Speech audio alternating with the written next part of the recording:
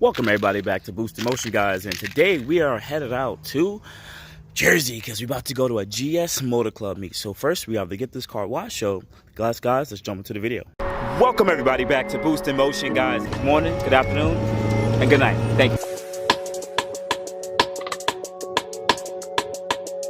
Look at this car, man. This is why I keep telling you guys I don't want to deal with this wrap anymore. This white wrap. Look at this. This is disgusting, man. Regular car with regular gloss, this wouldn't even be much of an issue. Start the girl up.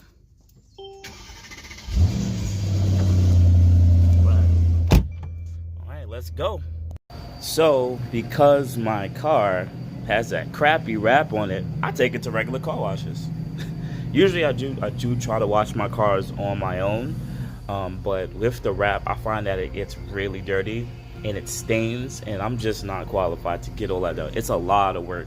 So I will be taking off this wrap in the next couple weeks or in the next month. But sometime in either June or July, this wrap will come off, and there'll be a silver color. Silver color under it. And just like that, she is now clean. Still dirty as hell though, but she's pretty fucking clean now. Alright, so I'm about half an hour out. And I always like a nice cruise to go to a meet. But to be honest with you guys, if it's under an hour, usually I'll go to that car meet. But if it's anything over 2 hours, I'm not doing it. Anything over an hour and a half or hour, whatever, I'm not doing it because I live in New York City, traffic. And that means if it takes more than an hour to get there, that means it's going to take at least 2 hours to get back because it's usually traffic. Guys, so we made it out to GS Motor Club's weekly meet out here in New Jersey. So it only took me about a little over an hour to get here, but we're gonna take a look, check it out. They have a bunch of stands and everything over there selling, because it's basically a farmer's market, but then they also have cars come out here on a Sunday. So it's kind of like the cars and coffee market thing. So, you know, it's good to help out business like that. But anyways, let's walk around, let's take a look at what we see. Looks really good. That's carbon hood, carbon inlets, BC forged wheels, even the carbon vents. I don't know if a lot of this stuff comes from factory, and if it does, they make the Caymans look really good with the carbon accents. Like it with the wheels. Right. HRE wheels, carbon inlets, looking really good. Remember guys, I was supposed to possibly get an M5, but I ended up getting the E63. Do I regret it still? No, not really. No, not really. It's just that M5s are a lot faster and cheaper to modify. Same thing with the BMW G80. This one has a satin blue to it. It already comes with the carbon hood, carbon bottom, stock wheels. Ooh, Porsche, looking good. 911 Turbo S. Do you think I would do any good with these cars? SL500. This one looks really clean, very well taken care of. The paint looks really good too. You may not see it so much on video because I'm gonna have it in 30 frames per second, but looks really good. Mustang, Civic, Hemi. I like this color. It's a really nice color. Shimmers. I doubt this is a factory color. I have to repaint it. Yeah, they definitely repaint it. We got the BMW, EBS wheels. These cars are gonna go so much in value because you're not gonna find one with low mileage. You're not gonna find one completely stock. They did have some manufacturer defects in the past that most of them still have to address if they haven't addressed it already. So it's still to find one in a 6-speed manual too. It's actually very hard, but most people actually do a 6-speed manual swap on these, from what I remember, because the single clutch, I think it's single clutch automatic, it's just complete trash. So most people end up just doing the 6-speed swap, but then that takes away from the originality of the car if they choose to do so. We got an S3 here with a really bright wrap, super bright wrap, like ridiculously bright. Whew. But some people like it. And here's the funny part. What's the difference between an S3 and a RS3? Take a look. Well, I guess it's probably most likely the years too. Maybe this is an older year, but you can see the headlights different, the front bumper. So I'm assuming it might just be the front bumper. We'll never know. Then we have good old C63 coupe. Remember, guys, I used to have a C63 sedan. The coupe looks really nice. I always like that the coupe. What made the coupe look better is like the rear end. The rear end looks really good for it. Looks really good for what it is. Always love the coupe. It makes the rear end look so much more angular when you see it from the back. I don't know, it just looks so monstrous compared to like the C-Class. It was just super dumbed down and chilled.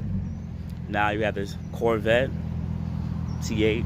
You know, these cars are holding a lot of value. I'm not gonna lie, they're holding a lot of value for what it is. They're doing their thing, man.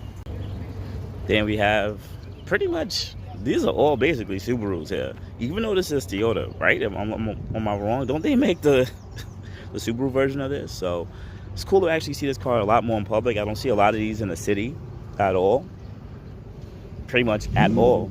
I think they're really nice for what there is. Every time I look up reviews on it, this car gets really good reviews. If you want a car that's a weekend car or a daily driver, and the barrier of entry tool for a 6-speed manual rear drive car isn't really common to find, and this is one of the cars that actually do it. Yeah, that's a nice size. I think the car is well designed. Just the proportions are pretty good. I actually like that. And then you always have the WRXs right with each other. Once again, these cars are also going to continue to go up in value too. It's very hard to find low mileage examples, one that doesn't have rod bearing issues and everything like that. It's very hard to find these and these. As time goes, these are going to continue to hold value. Like if you want to purchase a car that you know that you're not really losing money in, because you guys may think, oh my god, the maintenance is super crazy. Other than the rod bearings on this and some of the manufacturer defects with this car, these cars run very long, very well. And if you get one of these for like $25,000, sell it 5 years later, it's going to sell for $25,000 or maybe more. As long as you didn't get any crazy accidents or anything like that, will affect the resale value. Same thing for the E46 too. You get them, you keep the mileage. You don't OD drive the car every single day. Keep the mileage decently low based on the year, and you won't lose any money. If you get these for a really good deal, you'll probably even gain money. But that's probably when you probably have to buy it cash from somebody rather than from a dealership, because you know they cut into your margins. All right, we got Volkswagen. It's good. Got a Vet M5. Yeah, like a lot. Looking nice. URX. I think we saw this car last time, guys. I believe we saw this one at the last meet. I believe, but if I did, I can't barely remember. But once again, it's still sexy, very up to date, and man, that fitment is insane. Insane for what it is. What else do we have over here? We have the Drop BMW. We have the ZL1. We have the RSQ. RSQ5 or RSQ7? It's RSQ5. I think that's the RSQ8. I'm sorry. Definitely got that one completely wrong. This car is really big for what it is. I mean, you see it next to other cars and you're like, okay, it looks big, but like when you get close, it's like really wide and it has the cut, the slope, and everything like that. So I'm 6'1", I'm taller in the car, but it still looks very massive for what it is. Like even the ground clearance is super crazy. Plymouth X3M, another Matt M5, couple of other M5s. Then we have track called ST Ford Explorer. Then we have R8, and we have the Gallo. So take a quick look at these cars.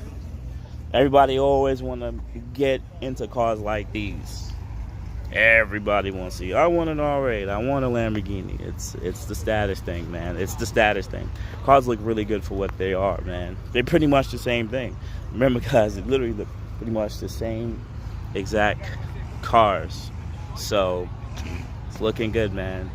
I don't know, man. Do you guys see Boost in a Lambo one day, or Boost in an R8? Do you guys really see that actually happening in my future? You never know. But this is why I keep saying you got to be able to earn more money, but then also you got to be able to borrow more money to get into cars like this. You just don't hop in a Lamborghini unless you got to put like 40 to 50% down. You know what I'm saying? Pretty much on Sunday in Paramus by the Garden State Mall, the Plaza Mall, they have pretty much their market. Fresh food, fresh produce from neighboring farmers and everything like that that are selling pretty much organic, clean food. So people like to come out here, support small market, support small business because it makes sense. So, come on. So they have different foods or whatever. I don't really need anything. I already did my food shopping, but if I would have known there would have been an actual market out here, I would have came and bought a lot more fresh produce and everything like that. All right, so some other cars that I usually don't see quite often. So now I get to see the new M2 right in front of me. There has different crazy lines on it, man. Different crazy lines. Bulging rear fenders. Let's take a quick look here. Bulging rear fenders. Really pushed out. The rear end looks nice for what it is. They use a lot of squares and hard 90 angles on this car, though, I can definitely tell. But then they still try to round it off. From the side profile itself, when I look at it, it's probably a really bad view because the sun is in the way, but the Lamborghini's in front. But once again, the side angle looks all right. It doesn't look not proportionate, I give it that. But I guess the satin black definitely gives it too much crazy angles. It almost looks like it's not supposed to fit. The hood is raised there, the angular, or the squaring in the front end, and they still try to add, and then no, I'm not digging it. I'm not digging it. I don't want the owner to become close and beat me up, but I don't think it's a proportionate car. I'm trying to give it that, but it may be dope car that you take out there and it drives really well, but the angles are just not doing it. Like, even look at the front bumper to the hood, like the angles just don't really go that well with each other. It doesn't suit it. It doesn't suit it. A regular M240 has better angles than the M2, in my honest opinion. Now we have the STO. Looks really good. It's an STO. What can you really say? Sexy. Ain't much more to say about it, man. Whew. I always like the induction for the induction for the engine right there. I think that's always super cool that they actually put that type of technology into cars. But it's a Lamborghini, they better do something. Make me get something that's super dope that stands out. Let's quickly compare it to a regular M2, the one before it, the gen before that, and let's deep dive into that, right? So, okay, so this is the gen before the M2 that's currently out. Yes, the front bumper is still more angular. They still have the kidney grills that are circular. So I still have the typical bottom bumper, just like it would be on the regular BMWs right here. But the body lines fit. Hood fits the front bumper. The front bumper flows well. Has a proper mount. It still has a bulging front fenders and even bulging rear fenders. Maybe not as aggressive on the newer M2s, but the body lines fit a lot more well. I can't really get a side shot, but the side shot is pretty proportionate from what I remember with the car. And please don't tell me, oh, because the car is growing on you, it has to grow on us. No, that car does not have way too much hard lines on it. Like, as much as people make fun of the G80, the only thing that brought down the G80 was the front kidney grills. But everything else about the car looks good. Same thing for the rear end. Now, I believe that the rear end on the M2s aren't as aggressive compared to the regular 2 Series, but even then it's a lot soft. I guess he went single exit back here, when I could tell he went single exit, and it's nothing to scream about back here. So hey, I get that it's not as special looking, but all in all, I personally still like the older body M2s, even though the new M2s probably drive even better than the old M2s. All right, so we got an NSX here. Sorry for the loud noise in the background. Once again, another car I don't see that often. I know it's not a killer in the streets, but it is a good looker in the streets. This car looks freaking amazing. I think the design cues are on Lamborghini level, 100%. Rear end, engine in the rear, even though it's just a V6, twin turbo, some hybrid technology. I think these cars are dope. I think they were just overpriced for what they were, but at their price point, this car to me is going to be like, I don't want to say LFA status, but as with time, they may have went down in value. Now people have purchased it, but they have retained value. These cars have not went down. Have not went down a lot, even though they don't sell much of them. And I think these cars are going to be one of the type of cars that continue to hold value over time, such as certain Lamborghinis that hit their bottom depreciation and a couple other cars. So I think it's a good looking car, and I think it's one of the cars that no one really necessarily wants to keep because it still has a stigma of it's a Honda, even though it's an Acura, which is the same thing. The technology and everything that goes in this car definitely rewards this car getting way more love and appreciation, but it just doesn't because it's connected to Honda. It's crazy, that's how it is. But then people would rather buy, of course, an AMG GTS because it's about the same price or even cheaper and has a Mercedes bag on it. But also, same thing, they race this car. This car has the M178 in it because, you know, I'm a Mercedes guy, so I know that. And this car gets a lot more love than that car. It is what it is, man. This is why I understand it. Once I came from Infiniti into Mercedes, it was completely a different change on how I'm treated, how people treat me, the status, there was just way more love and appreciation and attention once you have the specific name. That's why certain brands cost a certain amount of money, because they just added to it. Now Maserati, I don't know about that. Maybe Maserati back in the day, but Maserati right now is just like, any real car person is like, Maserati ain't shit. But unless it's the older Maseratis. But for regular people, they still think Maseratis is really high-end, dope cars. It's not often that we see, is this a C32 or is this a C43? Don't really see this car often. So bear with me, I used to love this car, but I always get them confused. C32 or C36 or C43. I don't think this is a C43 at all. I think this is a C36. Let's see, he's gonna pop the motor. We're gonna take a quick look and see. Okay, cool. Okay, car's well kept, still taken care of very well, which is a nice thing. You don't see that often. Kept it very well, nice and clean. Original 48,000 miles. Ooh, 48,000 miles. Oh, you just shipping? Oh, nice. Clean. Car's very clean. Look, like not a rust anywhere. All right. We always don't get to see Lambos too often, so we want to pop up on some. We gotta love and appreciate it when we can. Definitely clean. That's 4TO. Very clean. Ooh, red guts too. Red guts looks really good. Two-tone red guts. That interior is probably done. I don't know if they come this way, but then maybe the dash even has a stitch and a match. So I would assume. Oh, gated shifter. That looks nice with the carbon. Okay. We got the Mini Cooper squad out here. The Mini Coopers. What do you guys feel about this tent thing coming back? They actually they got the forged carbon fenders, which I actually have the slit for, which is kind of cool. I actually never saw that idea and thought that was an idea. That's pretty cool. The red carbon around the headlights and the red around there. But I don't know about the red tint. It might be a little bit too much for me, but at least you can see through it. But I know I've been seeing these tints coming back with the red, either red or reflectant. I'm not really a fan of it. I like the red around the taillights too. That's cool. And the red flappers. Definitely, the stance looks really good. Gives a really old school vibe. I mean, the customization is definitely there. I like it. I would just say the tints is just not for me, man. It reminds me too much Need for Speed. But check out Greek GPE. Pretty cool. A quick little time capsule here. We have a Pontiac, I believe, Trans Am. Looked like it was repainted. They try to keep the original two-tone type of look. GTA Trans Am. Car looks really good. Well put together. The interior still looks pretty good for what it looks like too. Yeah, the interior still looks like it's well put together, which you don't see too often.